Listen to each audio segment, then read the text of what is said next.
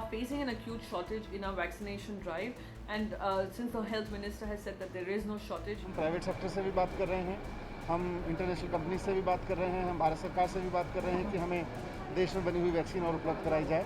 50% vaccine की procurement जो domestic production की है वो भारत सरकार करके स्टेट्स को ही देगी फ्री, और whatever state procures, state decides कि किस ग्रुप को देना है। कुछ नेता जिस प्रकार की राजनीति कर रहे हैं, हमें लगता है कि ऐसे में बहुत शांतिप्रिय तरीके से इन विषयों का जवाब होना चाहिए, राजनीति नहीं होनी चाहिए।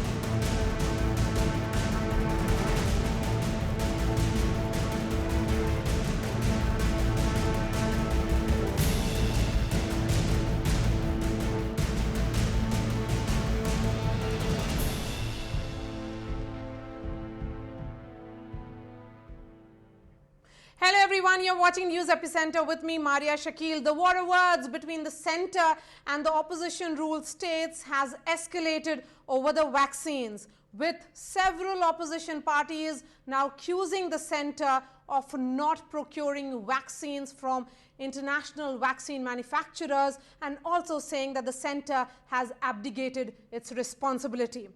Now, the central government has put out certain facts, what they say are an attempt to bust the myths that are there in the public domain. The centre has made it clear that in the next few weeks, this shortage will be addressed, and more vaccines are now there in the public domain, which will be now entering the market. Talks are on with Pfizer, Moderna, and Johnson & Johnson's. Sputnik V technology has been transferred to India. The government has eased the entry of globally approved jabs, and 3 other firms which will start the Covaxin production. While clarifying its strategy, the centre has accused the opposition-ruled states of spreading myths and mismanaging the entire vaccine drive. Cases may be dipping, but the politics over vaccine procurement continues, even as there is the ever-present threat of the third wave. Which begs the question, can we as a nation achieve a streamlined vaccine policy through centre-state cooperation to inoculate each and every citizen? One question that is also before all the states is of vaccine wastage. To answer that question, I am being joined now by Jharkhand Chief Minister Hemant Soren. Mr. Soren, thank you so much for your time. Union Health Ministry has put out certain data in the public domain. They say that vaccine wastage in Jharkhand is the maximum at 37.3%. उसके बाद छत्तीसगढ़ में है 30% के करीब, तमिलनाडु में है 15.5%. Don't you think a judicious use of vaccine and ensuring that this kind of wastage doesn't happen would have addressed the concern that is being raised by multiple states, including yours, of vaccine shortage? Ma'am, ये news कल से चल रहा है और सब जगह अलग अलग तरीके से न्यूज़ें चल रही हैं, और ना जाने ये डाटा कहाँ से इनको मिला है। और मुझे लगता है कि ये डाटा कलेक्ट करने से पहले बहुत उसकी जानकारी अच्छी तरीके से लेनी चाहिए थी। और जहां मैंने पता किया है, इसमें बिल्कुल अपोजिट है इसके जो डाटा ये बता रहे हैं वैक्सीनेशन वेस्टेज। और अब सिंपल सी बात है, हमारे पास 48 लाख वैक्सीन आए, इनके अनुसार 18 to 20 लाख वैक्सीन हम वेस्टेज करने जा रहे हैं। ये मतलब कहाँ से ये तर्क हो सकता है कि जिसको आज हम सुरक्षा कवच मानते हो, आज हम उसे पानी में फेंक दें या उसको डिस्ट्रॉय करें, उसको हम लोगों को ना लगाएं।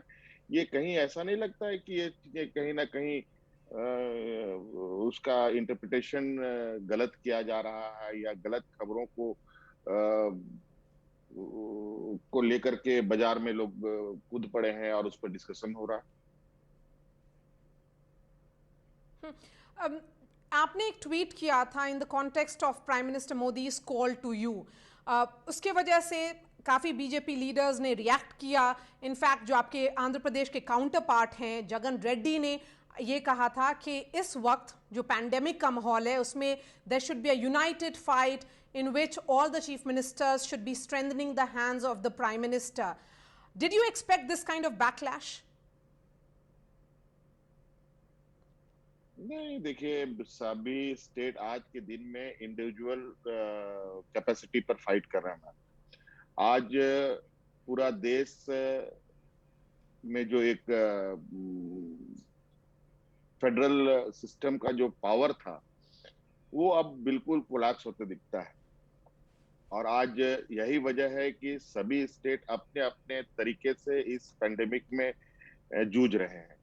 और खासकर हमारे जैसे पिछड़े स्टेट में आपको पता है कि हमारा और तमिलनाडु और हमारा आंध्रा जैसा स्टेट ये नहीं, ये बिल्कुल सबसे बैकवर्ड स्टेट है जहां एसटी एससी पॉपुलेशन सबसे अधिक है और गरीबी भी है। हमारे जो रिसोर्सेज हैं, रिसोर्स में भी बिल्कुल हमारी स्थिति खराब रहती है। और आज के दिन में जो हम समझते हैं कि आज जिस तरीके से पॉलिटिक्स हो रहा है, मेरा ये मानना है कि आज ये पेंडेमिक सिर्फ not only for JMM, not only for BJP, Congress, किसी के लिए नहीं, ये सब के लिए है। लेकिन आज जब देश इस संक्रमण में फंसा पड़ा है, राज्य सरकार आज के दिन में तो एक एक चीजों के लिए सेंट्रल गवर्नमेंट पर डिपेंडेंट रहती है। तो हेमंत जी, अगर हर चीज पर राज्य सरकार सेंट्रल गवर्नमेंट पे डिपेंडेंट है, तो क्या ये कन्फ्रंटेशनल अप्रोच झारखंड सरकार को हेल्प करेगा? नहीं नहीं, जब आप मदद नहीं करेंगे तो अब हम क्या करेंगे? हमें तो कुछ हम कहाँ अपनी ग्रीवांसेस रखेंगे? आज आप हमसे हमारी प्रॉब्लम सुनते नहीं हो, आप अपनी ही समस्या और समाधान बताते हो। आखिर स्टेटों को कोई भी आज इस हेल्थ सिस्टम में, आज इस पेंडेमिक में कोई भी डिसीजन लेने से पहले क्या स्टेट गवर्नमेंटों को कॉन्फिडेंस में लिया गया? आज भारत सरकार ने हमें कहा कि आपको लॉकडाउन नहीं लगाना। आज नतीजा ये हो गया कि पूरे देश में लोग इस घातक बीमारी से कितने मारे जा चुके हैं, इसका कोई आंकड़ा सही नहीं बता पा रहा है। यही प्रीवियस फर्स्ट पेंडेमिक सिचुएशन में भी यही हुआ। सेंट्रल गवर्नमेंट ने इमीडिएटली लॉकडाउन लगा दिया, उससे अनेक लोग सड़कों पर, कोई ट्रेनों में कट के मर गया, कोई सड़क में एक्सीडेंट करके मर गया, ना जाने क्या क्या घटना घटी। तो ये चीजें इस तरीके से होनी चाहिए, जबकि ये पेंडेमिक मैडम राज्य सरकारों का ये नहीं, लुकआउट नहीं था। आज देश के अंदर जो उथल पुथल होती है, आपको पता है कि डिजास्टर कहाँ होना है, कहाँ भूकंप आना है, कहाँ तूफान आने होते हैं। आपके पास सेंट्रल गवर्नमेंट की एजेंसियां हमेशा तैनात होती हैं कि देश के अंदर में क्या उथल पुथल, इनर प्रॉब्लम्स क्या चल रहे हैं, उसको अलर्ट करने का सेंट्रल गवर्नमेंट की रिस्पॉन्सिबिलिटी सबसे अधिक होती है जी। और आज ये सिर्फ इंडिया की बात नहीं है, वर्ल्ड वाइड ये सिचुएशन है। और आज ये आश्चर्य की भी बात है कि आज तक भी इसको नेशनल डिजास्टर घोषित नहीं किया गया। लेकिन जहां तक लोकल कंटेनमेंट स्ट्रैटेजीज का बात है, जो आपने बोला कि सारे स्टेट सेंटर का क्यू का इंतजार कर रहे हैं, वो तो सेंट्रल गवर्नमेंट ने साफ तौर पर कह दिया है कि states on the basis of cases can decide कि कहां पे कब लॉकडाउन लगे। जैसे महाराष्ट्र ने किया, दिल्ली ने किया जब केसेस बढ़ने लगे, तो ये तो सारे स्टेट्स पर निर्भर करता है। हाँ, वही मैं कह रहा हूँ कि उन्होंने तो पहले कहा कि आप सबसे लास्ट में लगाओ लॉकडाउन, आपका सबसे लास्ट ऑप्शन होना चाहिए, आप देखते रहो लोग कितने मरते हैं उसके बाद। और नतीजा ये हुआ, आज देश का 99% कंट्री कोई पार्सली लॉकडाउन में है, कोई फुल्ली लॉकडाउन में है, कौन बचा पड़ा है? कहीं ना कहीं सब लोगों ने अपने अपने तरीके से अपने आप को सेव किया। और नतीजा आज है कि आज इस पेंडेमिक को कंट्रोल करने में बहुत हद तक ये लॉकडाउन कारगर साबित हो रहा है। झारखंड सरकार बहुत सारे राज्य सरकारों की तरह ग्लोबल टेंडरिंग की बात कर रही थी फॉर प्रोक्योरमेंट ऑफ वैक्सीन, उसका अभी क्या स्टेटस है? मैडम, ये सब्जेक्ट पर तो मैं बहुत वेरी फर्स्ट डे, क्योंकि मैं जानता हूँ मेरे पास कुछ भी नहीं है, हमारे रिसोर्सेस इतने लिमिटेड हैं कि हमको पहले से बहुत कुछ अपने आइडियाज के थ्रू ये में अलर्ट में रहना पड़ता है। हमने शायद मैं पहला हूँगा जब वैक्सीन की बात छोड़िए, रेमडेसिविर इंपोर्ट करने की डिमांड मैंने बांग्लादेश से करी थी, लेकिन भारत सरकार ने उसमें भी कोऑपरेट नहीं किया। और उसके बाद अब तो वैक्सीन की बात आ गई। वैक्सीन तो पूरे देश में जो स्थिति पड़ी है वो आप देख रहे हैं। हमारे यहाँ हमें अभी तो 48 लाख वैक्सीन आए हैं, जिसमें ये लोग कहते हैं कि 18-20 लाख तो हमने बर्बाद कर दिया, जो गलत है। जो हमारे यहाँ आज के दिन में 4.63% वेस्टेज ही है अभी का आंकड़ा में हम बता रहे हैं, जबकि अभी हम हाउस होल्ड सर्वे करा रहे हैं। रूरल एरियाज में 3 दिन से हमारी ड्राइव चल रही है। अगर हम वहां से अगर रिपोर्ट बाकी भी लेके आएंगे तो पता चलेगा कि हमारा 2-3% में हम आ जाएंगे वेस्टेज में।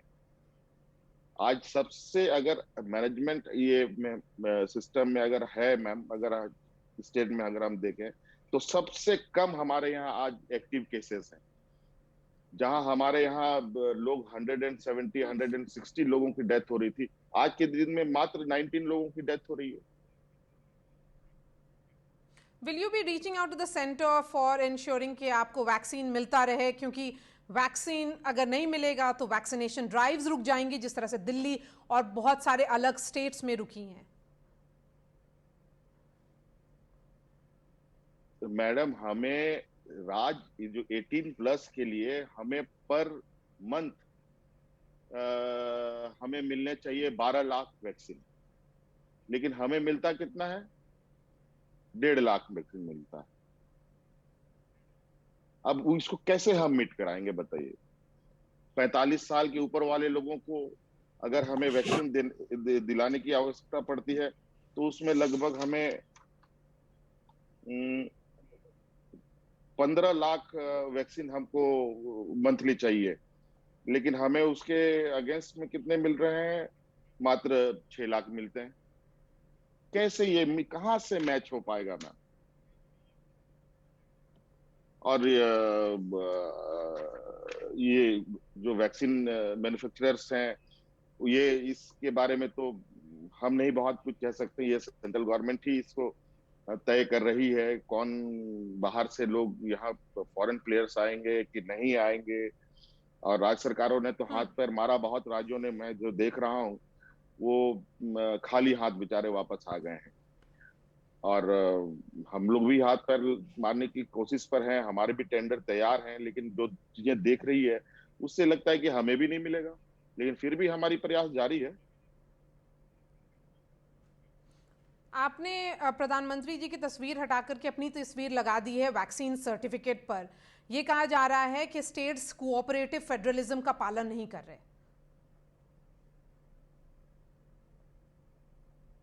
मैम आज अगर स्टेट गवर्नमेंट का उसमें कोई फोटोग्राफ्स या कोई आइडेंटिफिकेशंस होते हैं, क्या गलत है?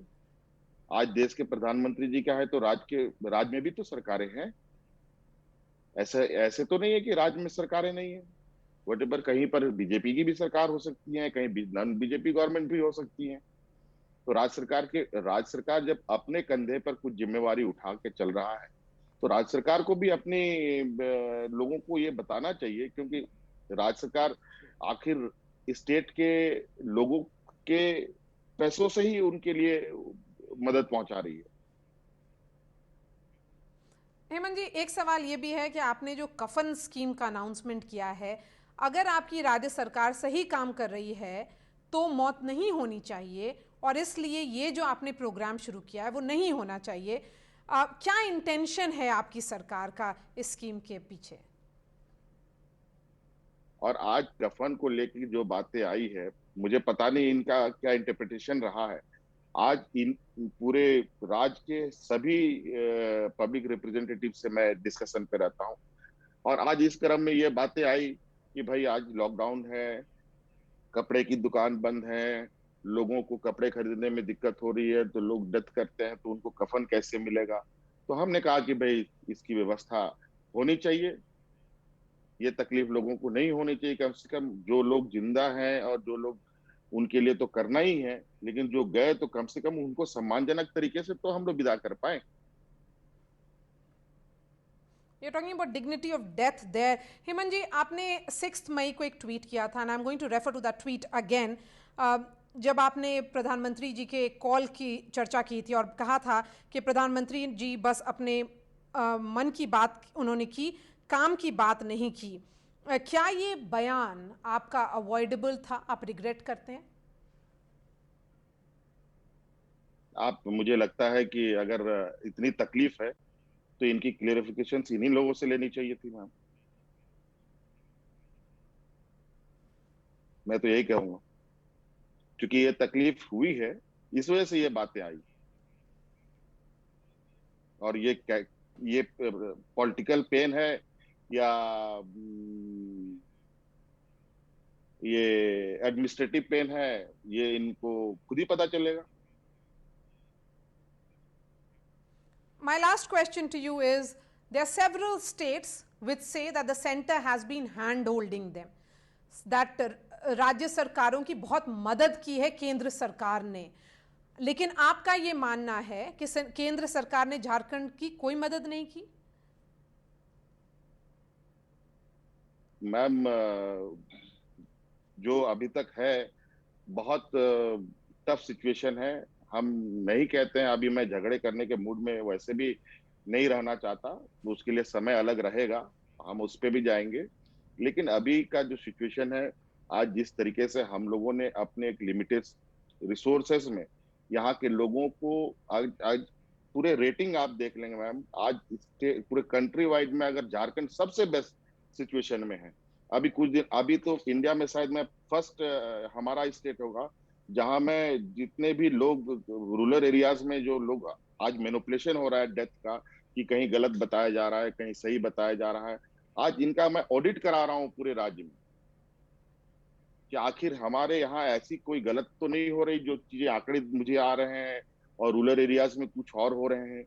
इसके लिए मैंने 15,000 हमारे वर्कर्स लगे हैं पूरे स्टेट में आज इस पूरे चीजों को ऑडिट करने में, कि हमारे इनसाइड रूरल एरियाज में, चूंकि हमारा जो ज्योग्राफिकल कंडीशन है, यहाँ जो सोशल सिस्टम है वो थोड़ा दूसरे टाइप का है, क्योंकि ट्राइबल बेस्ड स्टेट है, मुस्लिम बेस्ड स्टेट है, एससीज यहाँ बहुत पैमाने पर है।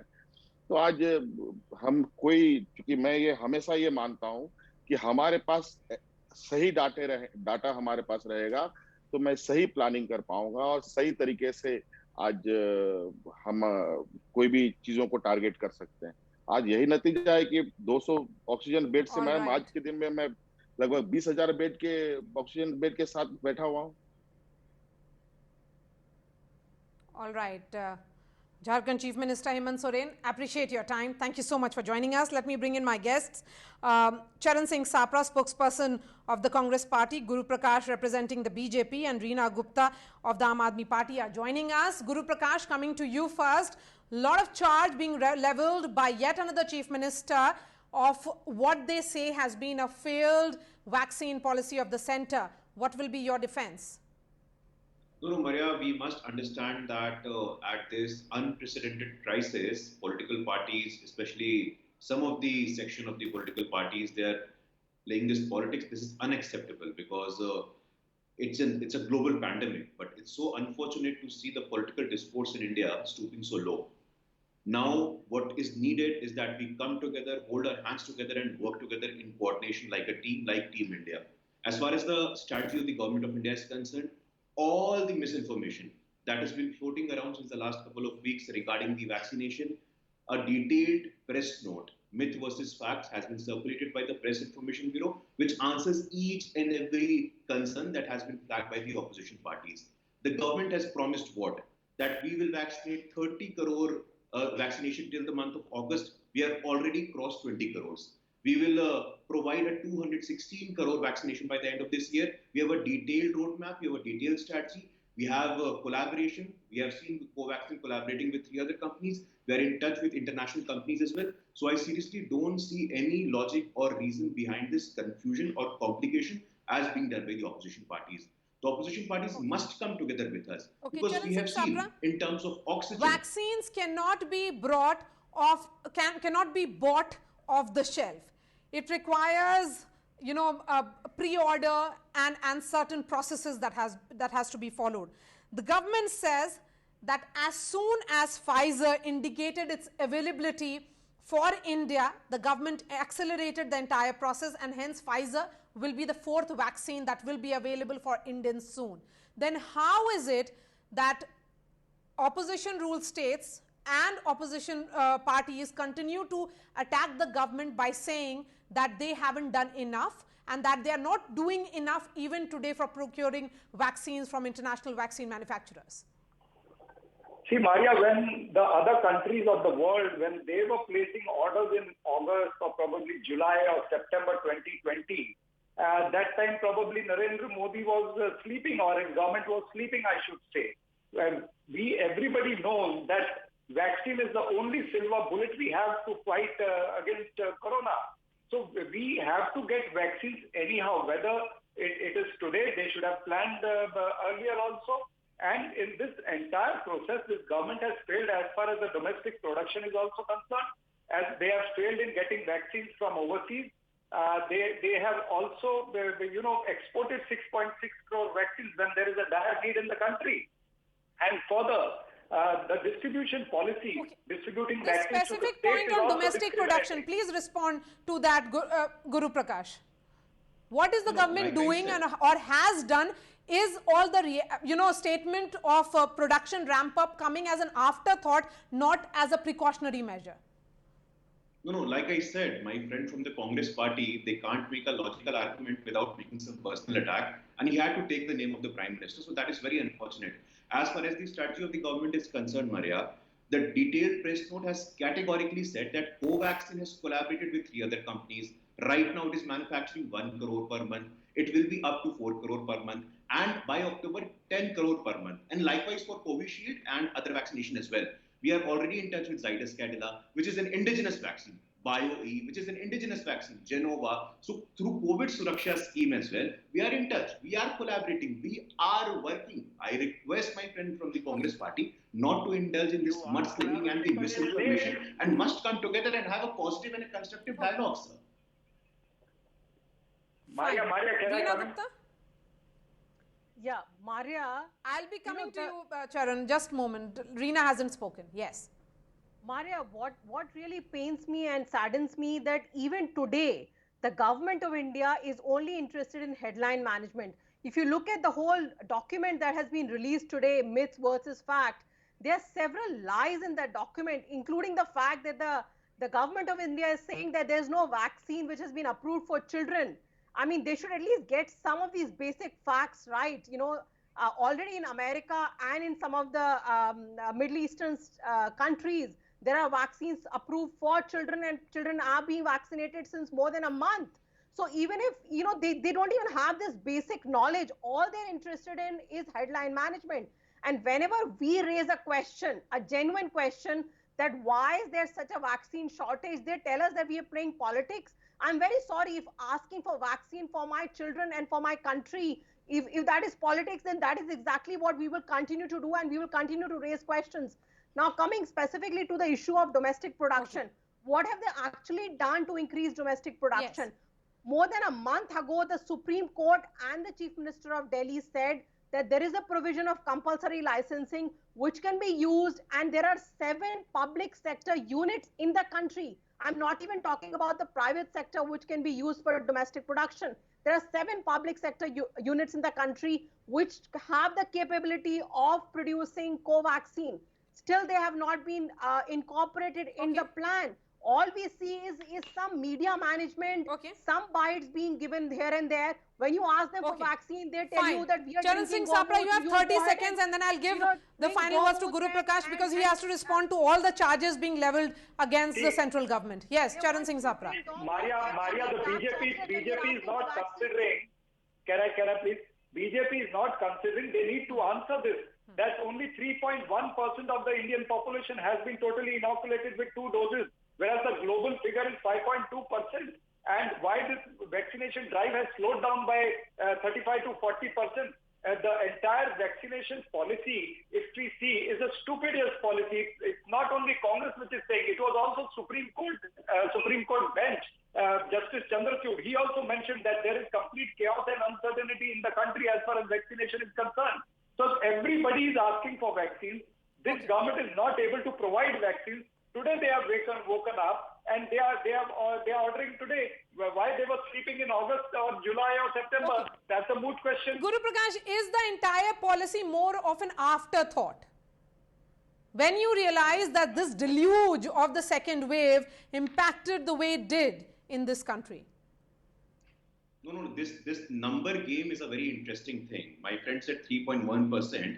India is the fastest country to reach this number, sir. We must also understand. Faster than United States, faster than United Kingdom, faster than China. Please don't interpret numbers selectively. You also Sabraji, I did not interfere in your speaking. I am talking about Charan, let him speak, please.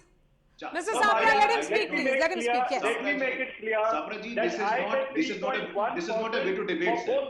You cannot interpret numbers on the basis of your convenience. You cannot interpret numbers on the basis of your convenience, sir.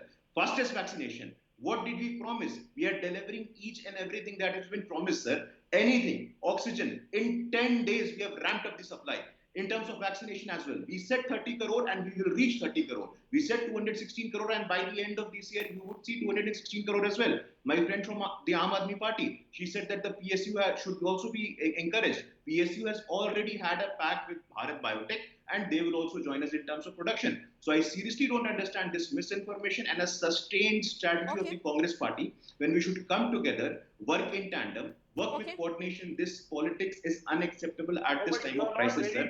Please. Absolutely. Thank you so much for joining us. Charan Singh Sabra, Guru Prakash and Reena, thank you so much. We have come to the end of this discussion. Of course, this is a discussion which will be continuing because as far as this issue is concerned, vaccine politics certainly isn't ending anytime soon. That's all from me. Thanks so much for watching and I'll be seeing you tomorrow.